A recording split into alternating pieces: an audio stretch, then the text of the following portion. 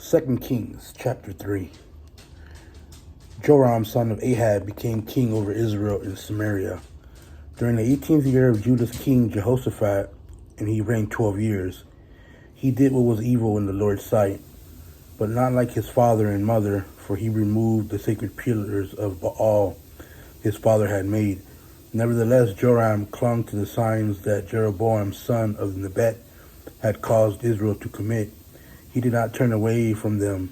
King Mesha of Moab was a sheep breeder. He used to pay the king of Israel 100,000 lambs and the wool of 100,000 rams. But when Ahab died, the king of Moab rebelled against the king of Israel.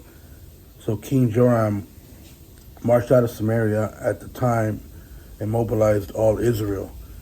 Then he sent a message to King Jehoshaphat of Judah. The king of Moab has rebelled against me.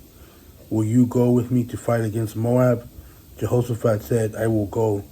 I am as you are, my people as you are, my horses as your horses.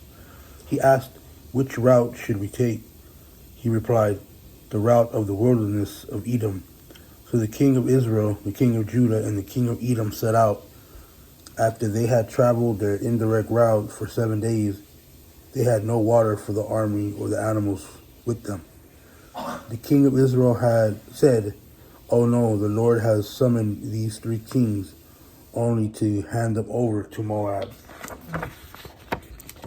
But Jehoshaphat said, isn't there a prophet of the Lord here? Let's inquire of the Lord through one of the servants of the king of Israel answered. Elisha, son of Shaphat, who used to pour water on Elijah's hand, is here. Jehoshaphat affirmed, the word of the Lord is with him. So the king of Israel and Jehoshaphat and the king of Edom went to him. However, Elisha said to King Joram of Israel, what do we have in common? Go to the prophets of your father and your mother.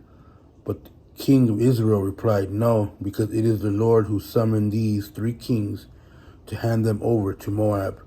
Elisha responded, by the life of the Lord of armies, before whom I stand, if I do not have respect for King Jehoshaphat of Judah, I wouldn't look at you. I would not take notice of you. Now bring me a musician. While the musician played, the Lord's hand came on Elisha, and he said, this is what the Lord says.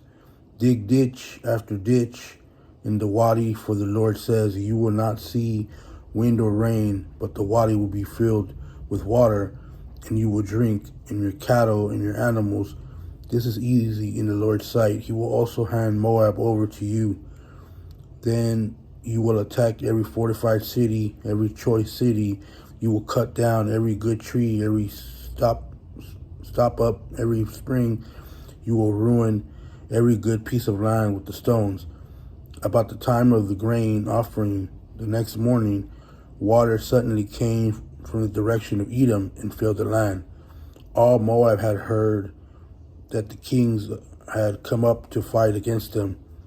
So all who could bear arms, from the youngest to the oldest, were summoned and took their stand at the border.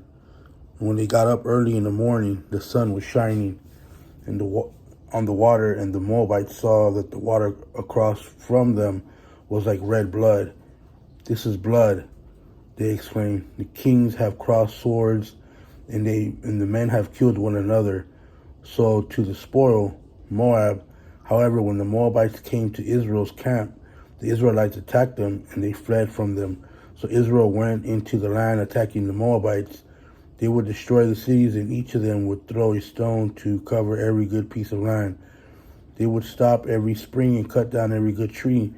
This went on until the building of Kir Haresh were left. Then men with slings surrounded the city and attacked it. When the king of Moab saw that the battle was too fierce for him, he took 700 swordsmen with him to try to break through the king of Edom, but they could not do it. So he took his firstborn son, who was to become king in his place, and offered him as a burnt offering on the city wall. Great wrath was on the Israelites, and they withdrew from him and returned to their land.